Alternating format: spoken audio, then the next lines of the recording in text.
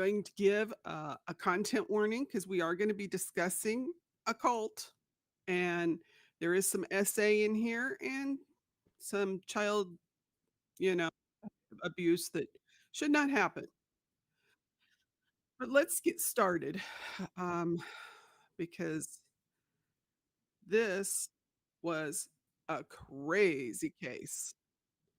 But greetings to all my truth seekers and my justice warriors.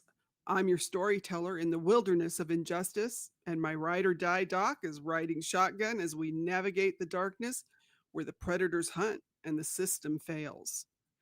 We're ready to shine a light on the forgotten stories society would rather leave buried. So buckle up.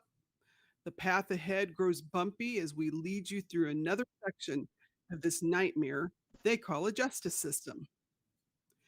What we're going to talk about is we're diving into a case that's both heartbreaking and infuriating. This is the story of Nathan Chasing Horse. Now, some of you guys may remember him. He went from Hollywood actor, and now he's going to go to alleged cult leader and predator. This is the case that exposes how spiritual manipulation can be weaponized against the most vulnerable members of the Native communities. Before we begin, I will acknowledge, that we are going to have some essay talking about this. So if you need to step away at any point, you feel free to do so. Your well-being matters more than any podcast. Okay? So I understand, Sarah. I understand, sweetheart. So let's get started. Nathan Lee Chasing His Horse, born April 28th, 1976, on the Rosebud Indian Reservation in South Dakota. At just 14 years old, he became what most kids would have just dreamed of. He landed the role of a lifetime in a Hollywood movie. He was going to play Smiles a Lot in Kevin Costner's 1990 film Dances with Wolves, a movie that went on to win 7 Academy Awards and grossed over $400 million worldwide. And that's amazing. Hey, Nurse Joy, glad you're here to join us.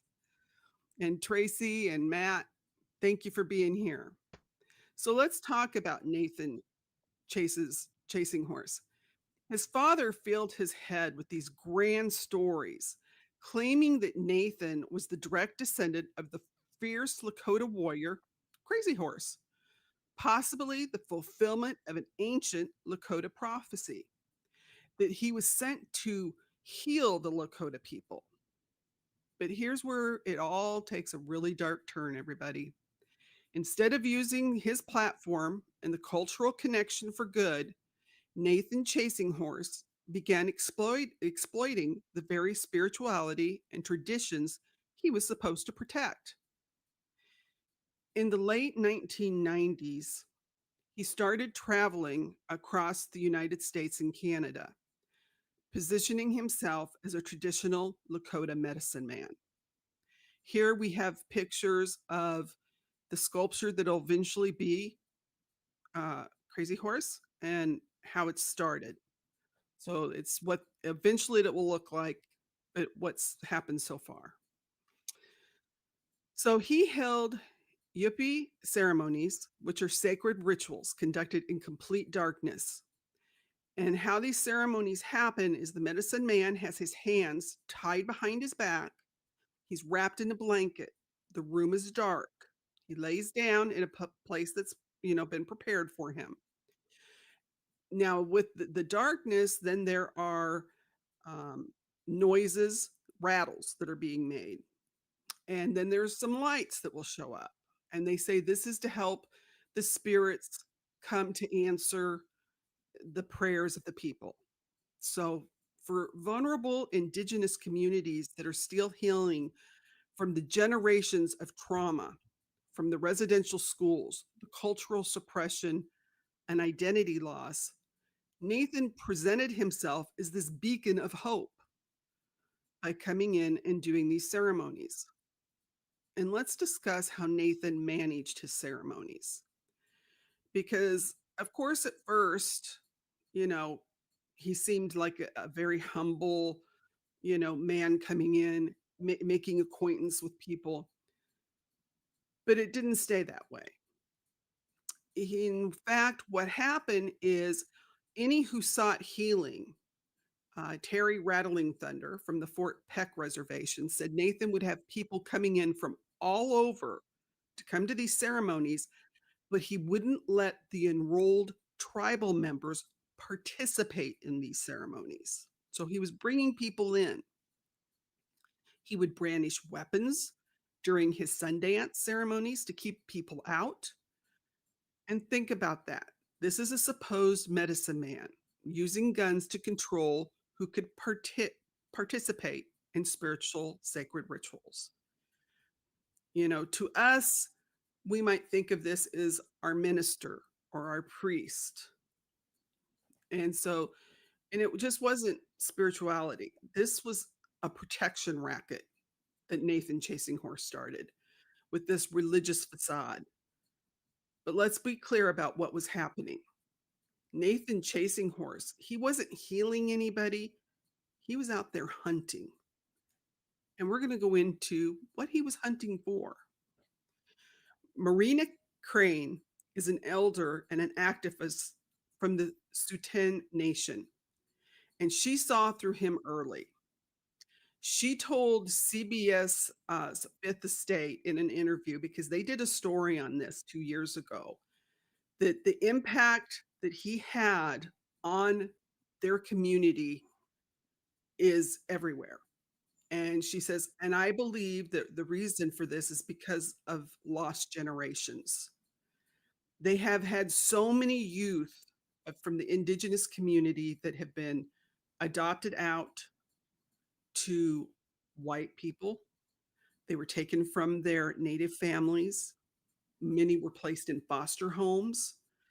So there's this connection, or I should say a disconnection to the community. And they're wanting community. They're wanting a connection to who they are. So because they have lived in these urban areas, they're searching. And this is a picture of Marina, and she's quite the character. She's an activist and an artist, an incredible lady, and she's one of the elders. So he had a perfect hunting ground here. He was, for someone who wants to manipulate people, he picked the right people because these people were searching for their identity. And that's what Nathan was doing. He targeted Indigenous families that were struggling with cultural disconnection. He went after single mothers, young people that wanted to know who they really were, what their culture was. And he offered them something precious, a connection to their heritage and spirituality. But the price was unthinkable.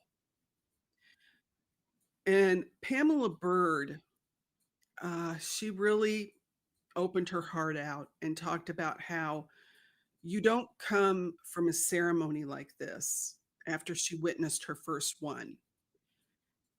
And after you're shown this, she said, you feel almost like a non-native person that would go, wow, look at everything. This is amazing. It's beautiful. I want to be part of this. And she spent 13 years in the circle, which is what he called his cult, and gave him hundreds of thousands of dollars. She lived in poverty while he wore expensive Black Hills gold rings on every finger. He drove luxury vehicles. He stayed in high-end hotels with his multiple wives. You heard me right, multiple wives. Hey, Julie, therapist, glad you joined us. So Pamela says there was also this dark side to Chasing Horse. She said she lived in fear of him because he could unleash spirits to harm her if she didn't attend to his needs or his family's. And she said he really was like an energy vampire, just feeding off of everybody's energy and just sucking the life out of them.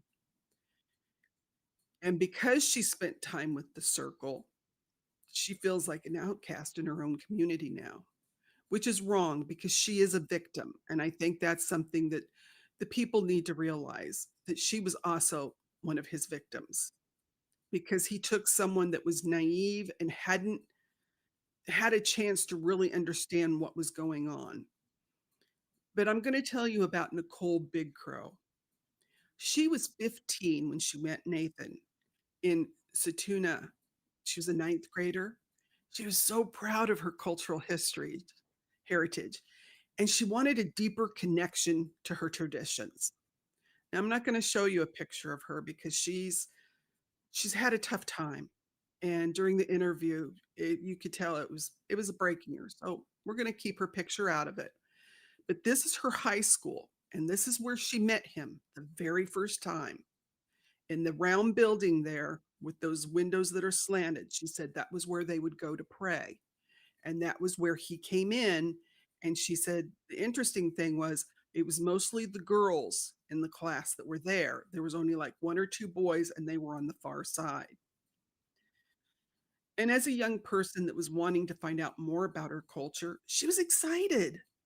And Nathan, he was excited to tell her. So he's like, "Give me your phone number." And she did. She didn't think anything of it because she wanted to attend more ceremonies. He said, "Give me your number and I'll let you know when we have one." Her parents didn't think anything of it because he was here in the community. People seemed to be accepting him. He was one of them. And this was up in Canada. So this is when he was up there with the First Nations. Now, his name, like I said, is Nathan Chasing Horse, but from now on, I'm going to call him the Faker because that's what he truly is. He doesn't deserve his name no more. So her parents, they didn't think anything about it when he showed up to take her to a ceremony. He pulled up in his car and she said her daughter was so excited and she was looking at, all of his things that he had for the ceremony. And she, her mother was pleased because her daughter was going to learn about her heritage. So he picks her up and off they go. But when it comes to going left or right, whichever direction they were to go, he went the opposite. She's 15 years old. He drove her to an isolated trailer.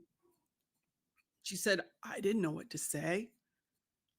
She didn't know how to stop him, but he SA'd her. And he ended up SAing this child 3 times.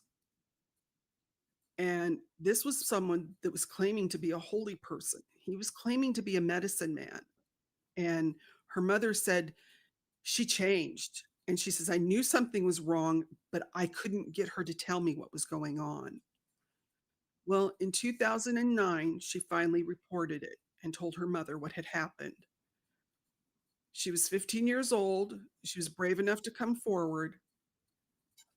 Now, her stepfather, was actually a police officer with the Satuna force. So he told her, "Let's go report this because this is what needs to be done." And we're going to give credit to her stepfather, John Pace, because he was handling this appropriately, right? He told her to go to the authorities, drove her to the police station, we'll file a complaint. They asked her, "Well, do you have any clothing that you were wearing when he assaulted you?" She's like, "No, it's been washed." And their comment was, "Well, it's a he said, she said." And I'm sorry, but when you're dealing with a minor child, it's not a he said, she said. That was the approach, and that's how they handled it. Now, one of the next young ladies was Corena Leone. She's now 25, but she was one of his primary victims. And she first met him when she was only 6 years old. He started coming around. And she remembers the first day she saw him. She says he walked through the door and he was beautiful. And, he just grabbed your presence. and he was larger than life. Well, her mother was married at the time, but the faker started telling her mother things about her husband, right? So that he broke up that relationship. So now she's a woman on her own with her daughter. Well, when she goes by Rin, when Rin turned 14, her mother got cancer. And so she asked the faker if they could do a ceremony because she wanted to heal her mom. He took her to his home and he said, "We need to talk privately. Let's go in the closet." And he told her that the spirit told him that they were demanding her purity to save her mother's life. Yeah. And she said, "I knew what he meant. He wanted my virginity." But, you know, he was like, she says, "I tried to tell him no, but, you know, he was so much older than her. He overpowered her." Later, he gave her a pill, and she said she realized it was a plan B pill now, because he wasn't gonna impregnate a 14-year-old. And at that time, he actually told her he was making her his wife. Yeah, you heard me. So he kept her at his home for a month to continually assault her before he finally took her home and then provided a ceremony for her mother. And her mother went into remission with her cancer. Now, she had been told she couldn't share this with anybody. And that's a picture of Ren when she was 6 years old with that creepola. And so she'd been told that if she was to say anything, then the forefathers, or the fathers and grandfathers would not continue to cure her mom. So that's a heavy thing to put on a child. You're telling her that it's all in her hands. She has to give herself over for this to work. So he's working hard at this. At 16, he asks her mother if Rin can become his wife. Now, her mother had no idea what had happened because Rin never told because she'd been told she couldn't. And her mother was brainwashed. She thought, that this was an honor, you know? So when Rin was 18, she actually moved in with him and she became his seventh wife. Yeah, seven. At that time, he had seven wives. She did finally escape in 2021 and told her mother about the abuse. And she had spent 6 years as one of his wives, enduring sexual, physical, and mental abuse from this man. She said that times she would wake up and he'd be sitting beside her bed waiting for her to wake up so he could start hitting her again. He watched her every move. He constantly would tell her who she could speak to, who she could not speak to. So he had these seven wives and he had helpers or these men that would follow him around because they were going from powwow to powwow. So he could do these ceremonies for people, So this dude was really he was twisted. Eventually, he would even take her to hotels and blindfold her and leave her there for other people to SA her. That's why he got charged with trafficking because, that's what he was doing. He was trafficking these young girls. She did try to self delete because she didn't think there was a way out until she finally was able to get out and told her mom. And then in September of 2022, she posted her experience on Facebook. I'm not kidding. The poor kid, it's still up there. This kid posted it on Facebook, and that's what alerted the police finally. Okay. Now, he had been going from powwow to powwow. These aren't the first girls that he has, abused. He was getting a reputation for this. Most of these wives of his were all targeted when they were like 14 and 15, some even younger. And the police even have documents showing that one of his wives was given to him as a gift when she was just 15. Another became his wife after turning 16. Yeah, this guy's a creep. But he wasn't working alone because he created this cult, this circle. So he had these members and, like Pamela Bird that we saw earlier, she wasn't one of his wives. She was just a member of the circle. Hey, Ken, glad you made it, darling. And being a member of the circle, what they had to do is make money. And this is Ren's mom. That's a picture of her right there. And on the 8th of every month, they had to send him money or what he called filling the pipe because he wasn't working anymore. By then, his movie roles had dried up.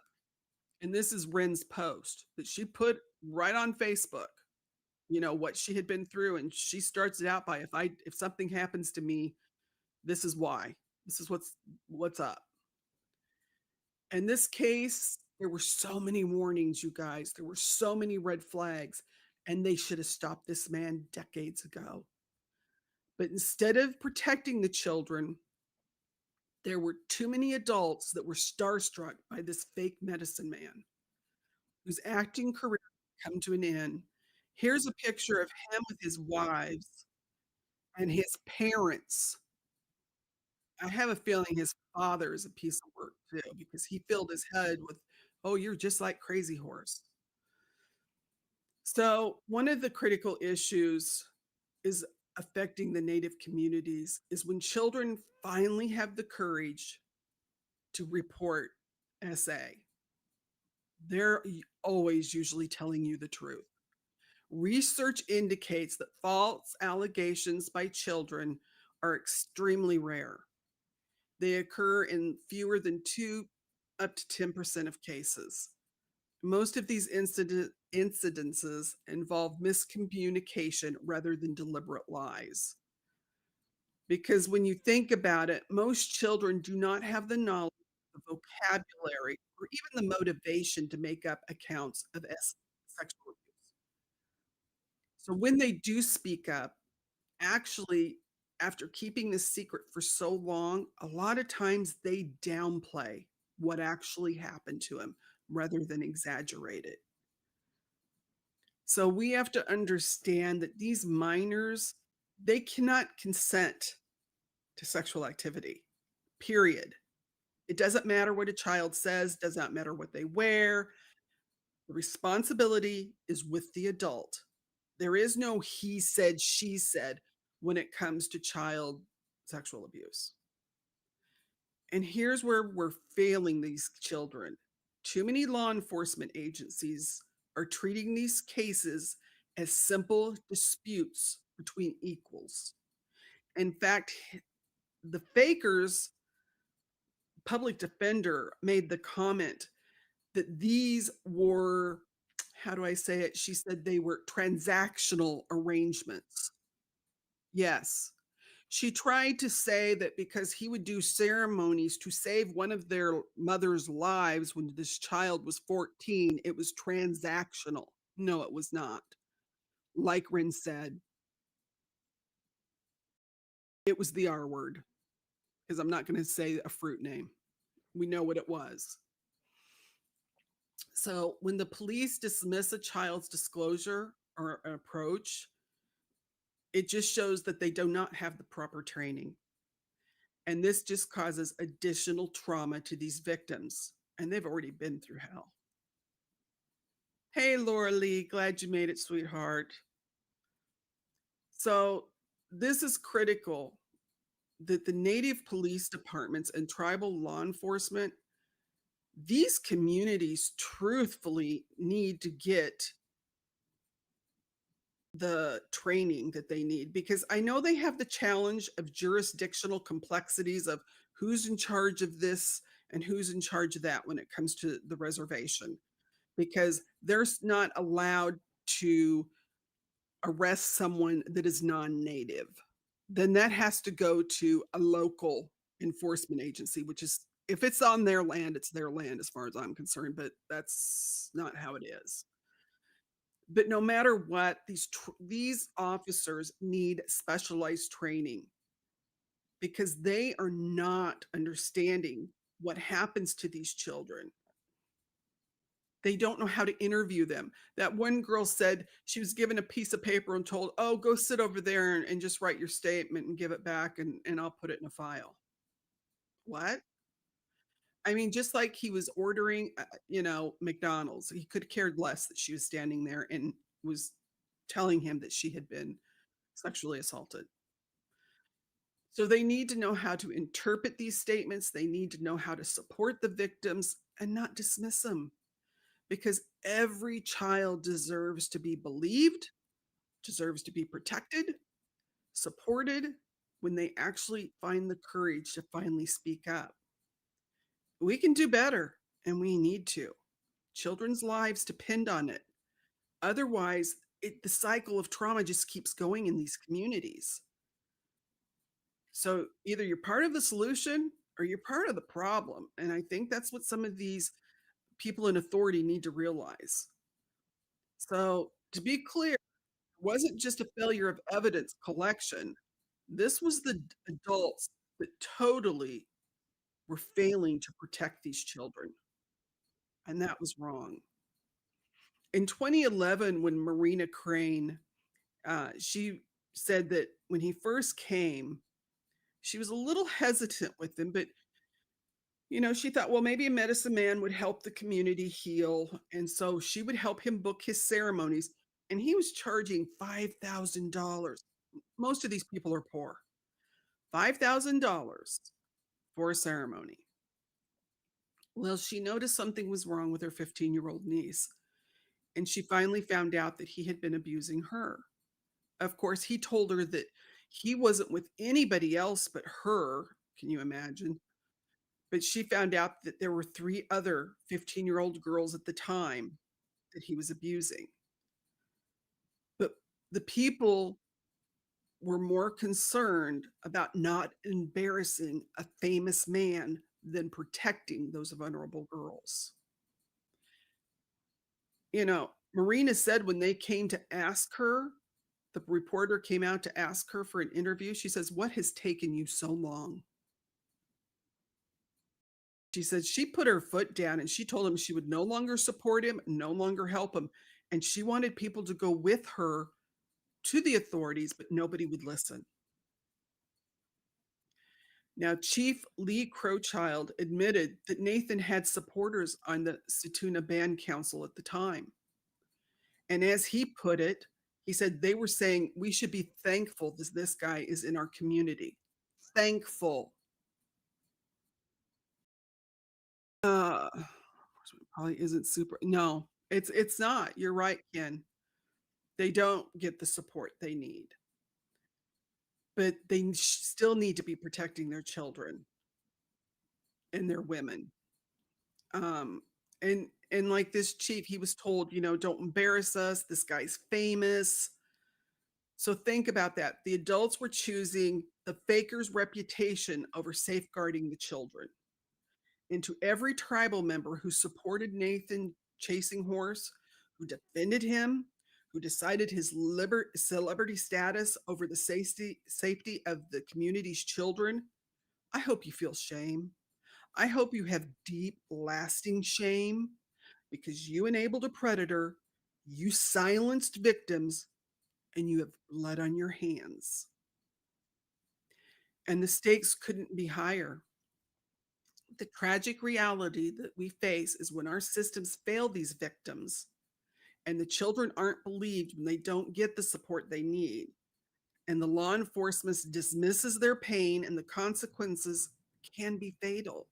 It causes lifelong health issues, their relationship issues for life. They may never trust a man. They may never know how to have a relationship, a good relationship with another person. They may have drug and alcohol addictions, and some of them may even die. One mother had posted a warning after her daughter almost died of an ectopic pregnancy. And it was because she had been told, of course, not to tell anyone, his famous words, whoops, don't tell anyone. But he said the spirit said that she needed to be with the medicine man, her spiritual uncle. Yeah, her spiritual uncle. And she was told to keep that secret.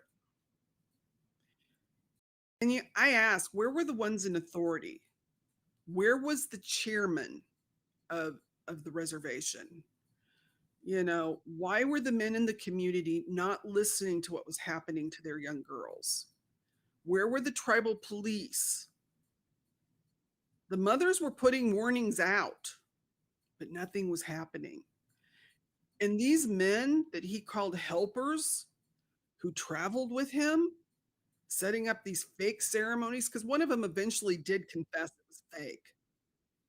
They were watching him groom these young girls and said nothing. Here is a picture in the courtroom of some of his helpers and followers still following him. So we put him on blast. Fernando Trujillo was one of them. He spent 8 years traveling with Nathan, singing in ceremonies, carrying stones for the construction of sweat lodges. He admits he saw the wives with black eyes, but he never saw Nathan actually hit him. He heard him verbally abuse the women, and he continued to serve this man for 8 years. Yeah, 8 years. I hope the FBI is taking notes and looking at everybody who has stood beside him and helped him, because truthfully, that's what they are. They're complicit. In my eyes, they are complicit. And you wonder, what were they getting from benefiting from these women? Hmm? Makes you wonder. Because I know one girl came forward, and because she was not native, the faker wouldn't mess with her, but one of his men took her. Yeah. So they were a delightful little group. But the trafficking aspect, we can't ignore. Nathan was moving women and girls across state lines and international borders because he was going between Canada and the US. He took a 15-year-old girl from Canada and made her his wife. He transported his victims to different states for sexual exploitation. And this wasn't just abuse, this was human trafficking of Indigenous women and girls. And trafficking cases like the Fakers, where he took wives up to hotel rooms and blindfolded them and allowed things to happen to them through their adulthood, that's coercion and manipulation and violence. These aren't isolated incidents. They're part of a pattern of abuse that he had. It started in childhood, and he escalated it into trafficking and sexual slavery. And sadly, because in Canada, some of these different, uh, my mind just went blank, but providences were not talking. They weren't getting the cases. They thought, well, I have one case here, it's no big deal, or I have one over here. They weren't communicating. And they would have seen the pattern if they had just put it out there. But the Las Vegas Police Department officer, he said that the faker allegedly abused his power by posing as a spiritual medicine man to sexually exploit Indigenous women through that group he called the Circle. And he said the reports, many Native women and girls were targeted as victims. And Nathan Chasing Horse exploited Indigenous cultural practices that have been systematically oppressed for centuries. So think about it. These are things that when they went into the residential schools, they weren't allowed to take their practices with them. One day we're going to do a whole thing on the residential schools, and it's a heartbreaker. But so these are things that have been oppressed. They were finally had someone that said he could do them. They thought they were getting their culture back, but he used that against them. and that damages them more. Some of these young ladies have said, I can't be part of these ceremonies no more. You know, I don't want anything to do with them. One victim, she said she was vulnerable because she was actually Argentinian and native. And she said people in her tribe had made her feel like an outsider. Well, the faker, he exploited that, you know, and he had a way of getting people into that group and then he would isolate them and exploit those vulnerabilities. A therapist said that these groups often begin with the legitimate cultural practice, but then they deviate from their original purpose, making the members more prone to abuse. And that's exactly what he did. This man was evil, and it wasn't limited to just his sexual predation. This is Jason Smith. He had a 13-year-old son named Justice. Justice was a fantastic dancer and would go to the powwows, but Justice got sick with leukemia. And after months of punishing chemotherapy, he told his dad he couldn't do it anymore. He wanted to be healed by a medicine man. Well, they didn't even know who the faker was, but people started recommending him. Even though at this time his reputation was starting, people were talking, okay? There were even native actors that were coming out and saying, stay away from the dude. But it wasn't loud enough. It needed to be louder. And so they went uh, to see him in Las Vegas because that's where he was living. And this poor man had to bring him money. And he did some of this by crowdsourcing to make money for his son. He was having to, you know, give him and his wives presents. And he was desperate. He just wanted to save his kid. He spent over $100,000 trips going back and forth to Las Vegas. Then they'd have to go to the hospital, you know. And he finally told Nathan, he said, is this working? Because he saw Justin getting weaker, you know, because Nathan was giving him these herbal remedies. He was giving him pot and telling him this was really strong. It was going to help him. But Justin knew something was off. And he said, if this isn't working, I need to know. Well, the faker's response to this was to turn on him and to tell him, do you want me to take that sickness out of your son and put it in you? Because he was threatening he had the power. And Jason said, I told him, yeah, I'll take the cancer. If you can't save my son, give it to me. I'll do it. Of course, he couldn't do any of that because he was a faker. And 4 months after Jason put his son's life in the hands of Nathan Chasing Horse, the faker, Justice took his last breath. And they had trusted a predator who cared more about collecting money than saving a child's life. He had advised them to seek proper medical. He didn't at one point say, hey, you need to go seek some medical help, or maybe there's something else you could do. Instead, he just kept asking for more money. And the child died. So see, it was more than just what he was doing to the girls. This man is diabolical. Now, in 2015, the Fort Peck Reservation in Montana, they'd heard enough of him and they voted to unanimously banish the faker from their territory, citing the allegations of human trafficking, sexual abuse, drug dealing, and intimidation of the people. Now, why they didn't go to the authorities, you got me. Well, I they have a lot of issues with the authorities, and because, hey, they've been lied to so many times, but they needed to.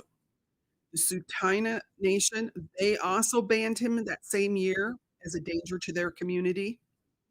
So these communities were starting to do something, but it just infuriates me that he had been traveling to these powwows for years. They don't even know all of his victims. Yeah, Julie. A snake oil salesman instead of a medicine man. Exactly. So he's going across these places, abusing these people, reservation after reservation. They start banning him in 2015, but I don't know if they got it out there loud enough. And here's the travels of all the different powwows he was going to, where he was getting people. The Federation of Sovereign Indigenous Nations actually banned him from powwows in Saskatchewan. They finally said, "No, you ain't coming in here no more." But they really needed to create a unified warning system because this man needed Moo. She took her nap early, you guys. I'm sorry. So now she wants to talk too. But it's like they need a unified warning system. The different tribes and First Nation, they need to talk to each other when they have predators. They need to share information because he just packed up his traveling circus of abuse and moved it to the next vulnerable community. How many girls could have been saved if people would have communicated what was going on? How many victims were created because people cared more about, you know, the famous dude than taking care of the children across Indian country? And then eventually he just moved to Vegas to prey on these different Indigenous women and girls for 8 years, 8 years of victims who could have been saved if the tribal police had acted on accusations way back. Some of the first accusations were in 2005, and nobody was doing anything. On January 31st, 2023, it caught up to him. The Las Vegas police arrested him at the North Las Vegas home where he lived with his 5 wives, and the SWAT team raided that place. And it was all because of Ren's letter. And what they found was horrifying. They had memory cards with videos of assault. There were firearms, 41 pounds of marijuana and mushrooms, and evidence that he had prepared his wives for this day. He was teaching them how they would need to shoot it out with the police if they ever came to arrest him. And if they failed, he had given them suicide pills to take rather than to let law enforcement break the family apart. Now that sounds like a white man cult. Jim Jones, David Koresh, Marshall Applewhite of the Heaven's Gate cult. I think the faker got a little confused there. Yeah, I'm serious. The legal proceedings have been complex, and you might get into this.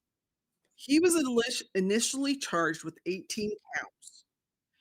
The Nevada Supreme Court dismissed the charges in September of 2024, citing prosecutorial, I didn't say that right, but misconduct, specifically that the prosecutors had improperly instructed the grand jury about grooming and failed to provide exculpatory evidence. But the prosecutors weren't deterred. In October of 2024, they got a new grand jury and indicted him on 21 felony counts, this time including 10 counts of SA, a minor under 16, possession of child SA materials, and using a minor under 14 to produce the P word. You know what I mean. The pictures that none of us will ever want to see.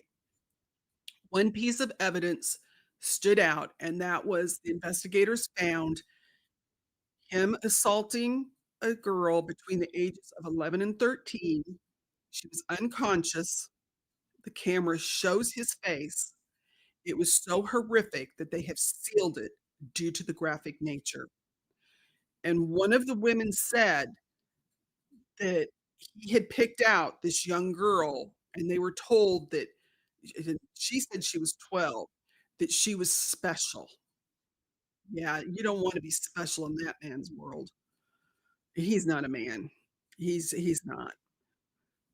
So now other states and Canada have joined the bandwagon and they're charging him, on their own.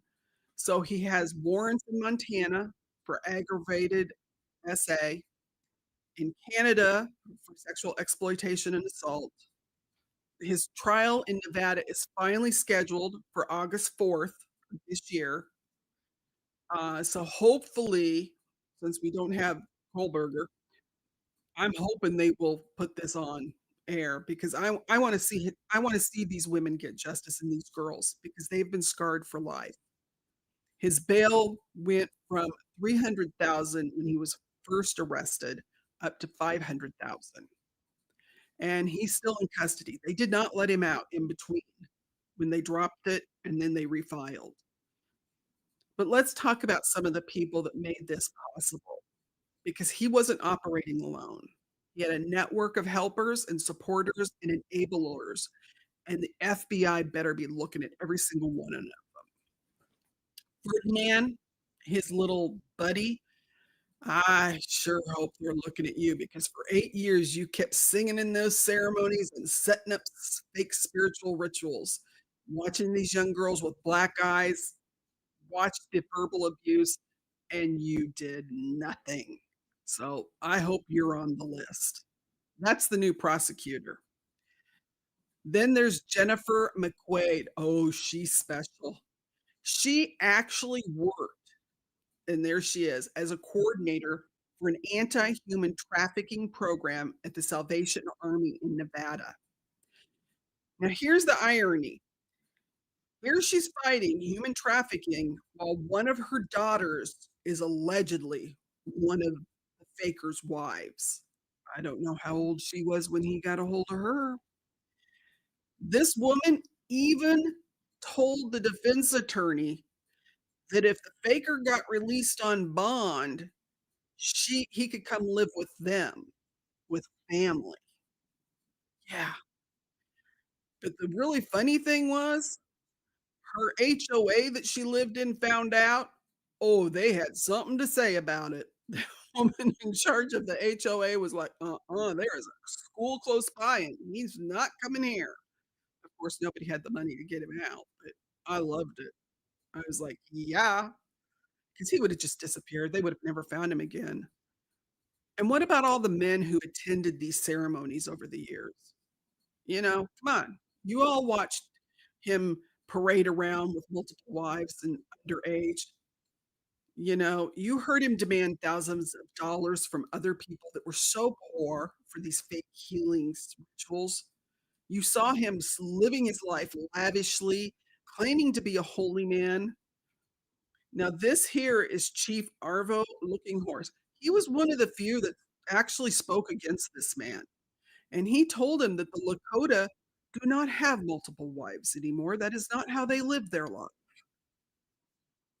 So, he tried to talk to his people and told them this, no, you don't do this. So every single person who enabled his trafficking operation needs to be investigated.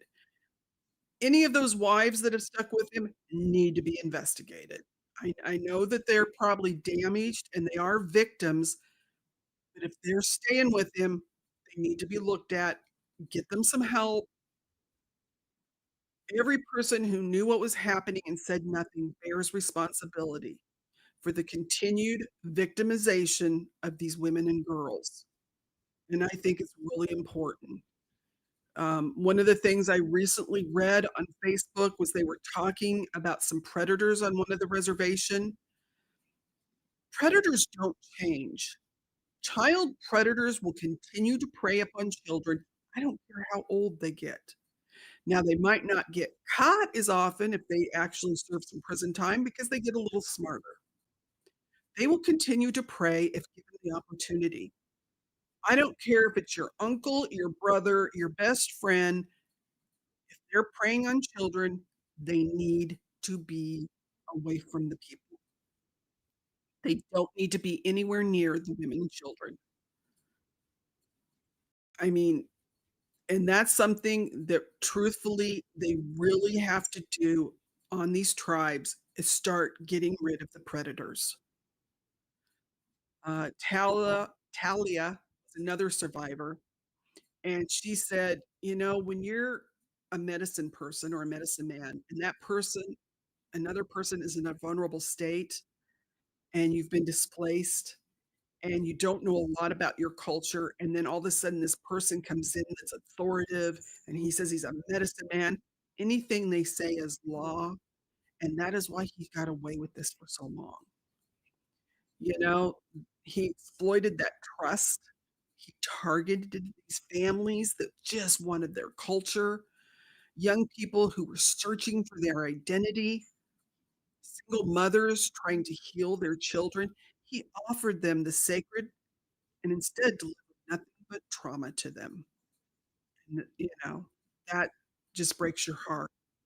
The ripple effects, Nicole Big Crow, the 15-year-old up there in Tasumi, she dropped out of school in the 10th grade.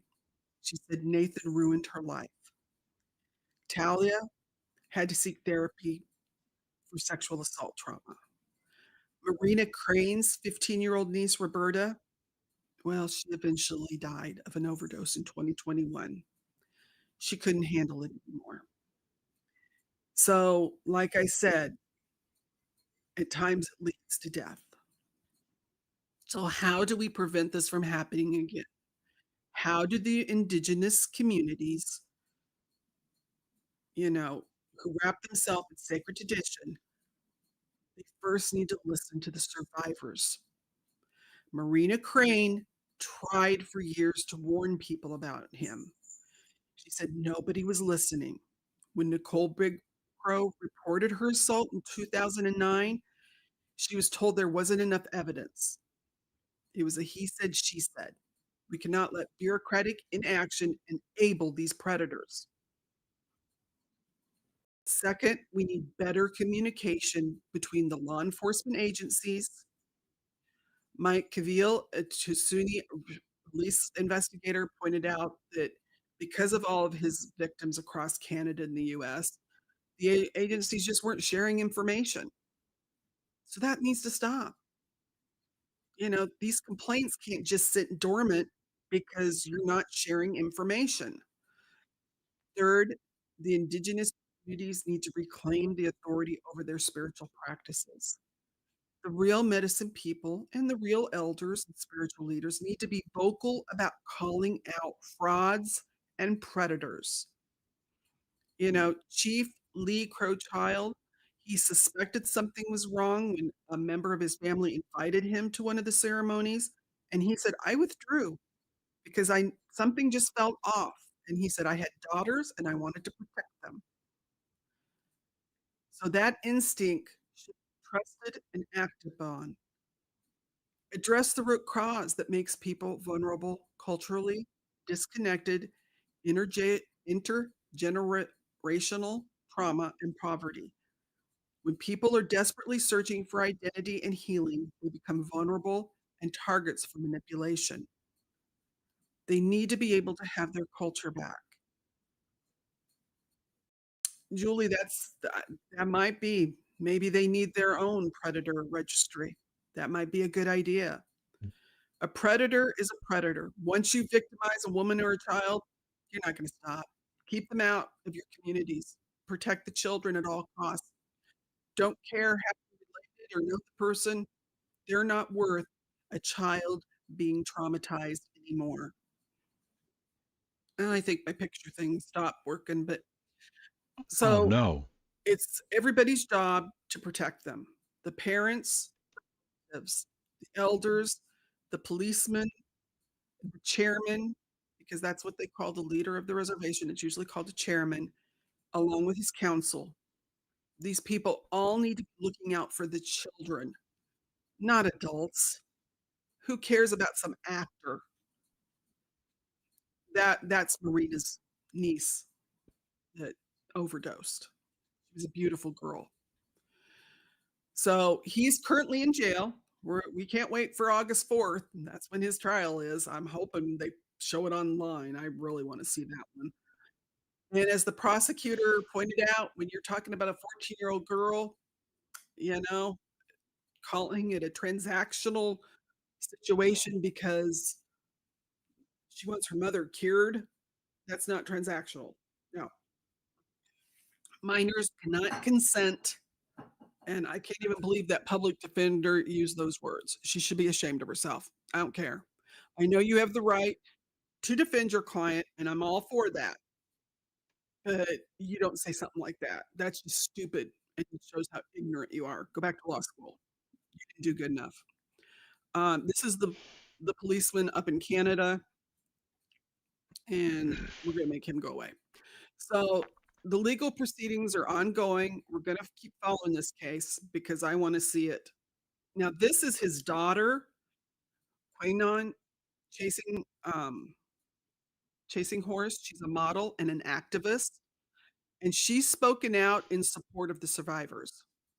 She was raised by her mother as a single parent. She was not raised with him. And she said, I stand with the victims of Nathan Lee chasing his horse and those demanding justice, healing for the survivors and our communities and Indian country overall. So his own daughter's not even going to support him. Um, this really shows the power and how it can be abused, especially when it's masqueraded as spirituality, and how it can devastate the most vulnerable among us. And we see this in cases of the priests and the ministers and what they can do to the young people. Well, it happens in Indian country too. So let's remember that, you know, this talent, the opportunity, the cultural connection, even a claim to legendary ancestry. He chose to become a predator instead of a protector. His father tried to say that he was, a direct descendant of Crazy Horse that was going to like come and heal the Lakota people. I think he forgets who Crazy Horse was. Crazy Horse is a symbol of integrity and resistance and selflessness in leadership. He didn't fight for personal glory. He fought for his people's freedom, their future, and the cultural survival. His name endures as a reminder that the true heroes are those who sacrifice everything for others. He participated in sacred ceremonies. He lived humbly, often giving away his possessions to those in need. He led by example, personally scouting dangerous terrain, and took most of the risks himself. He refused bribes and titles from political powers that were trying to get him to compromise for his people's well being. He chose resistance over comfort, staying true to Lakota values and defending their land and traditions. At every step, Crazy Horse put his people first, embodying the Lakota principle of community over self. I guess Nathan the Faker's father forgot to tell him who Crazy Horse was. And maybe there's a few out there that have forgot who Crazy Horse really was. And that he was there for the people and to protect the children and the women. And maybe if they spent some time and really think about it, they'll realize that that's what they need to be doing. So it's about the survivors who found the courage to speak truth to power. These communities that finally said enough, and the importance of believing women and girls when they come forward with these allegations of abuse. As Marina Crane said about the survivors, she said, these young women, they're just children. They were girls. They were babies. Really, imagine what these young women have done. She said, I don't even think they realize how many young women they're helping, because women from my age and older, we didn't have a voice. That voice, that courage to speak up, that's what will ultimately protect the future generations from predators like the faker, Nathan chasing horse. So we're not going to think of him as some big actor. He's just going to be a predator that hopefully they're going to get behind bars. Here is our first missing person. This is Spirit Barton. He's missing since June 3rd from South Mobridge, South Dakota, 16 years old. He's got brown eyes, brown hair, 6 foot, 170 pounds. He's got a cross tattoo on his arm. He was wearing black shorts and a black hoodie. If anybody's seen him, the police department 605-8545-5000. Call your local department. Doc will have this all in the description, the numbers. I Um, will. the next one is Carmina Casa Winter. She's from Bismarck, North Dakota, and she's been missing since December 30th. She's 29. She has black hair and brown eyes. She's only 5'5". She weighs 180 pounds. Her last contact was on the 30th. She was getting ready to go for treatment, and she had told him that, they wouldn't be able to contact her for a while. So that's why it took a while for her to be reported missing in February. So help locate Karima. The Bismarck Police Department at 701-223-1212. The Mandan Police Department at 701-667-3250, or your local 911. Let's hope they can find her soon. Our last missing person is Melissa Shirley Casas, I think. June 26, 2025 at 1 p.m. was the last time she was seen in Taos, New Mexico. She's 53. She's actually Hispanic, has brown eyes, brown hair, 5'4". She weighs 115 pounds. She was last seen wearing jeans, white and pink tennis shoes, and a turquoise shirt. She has a tattoo of a dragon on her right ankle, a dream catcher on her left shoulder, a bow and arrow on her left arm. And there is a picture posted. It's from the surveillance video in Taos Plaza. Her phone and her car were at home. So if anyone has any information on Melissa, call the New Mexico State Police at 505-425-6771 or your local 911. The next message was for the Dene Navajo families that are suffering smoke in their homes. They're trying to create air filters for the older people because many of them don't have the funds for gasoline or to go to a hotel.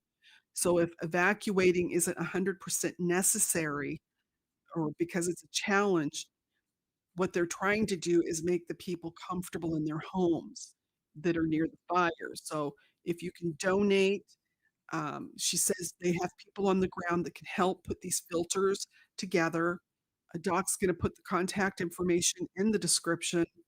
So let's please, if you can, help them with some finances because they just want to watch out for the elderly and the ones that just can't be moved. So thank you all for coming tonight. I just want to remind you next Thursday is going to be special. We're going to be talking to Samantha Perez. She is the mother of Sarah Isabel Martinez, which we've talked about, her disappearance. And she's going to be here on Thursday. So please let's come and give her some support because she wants to talk about her daughter being missing.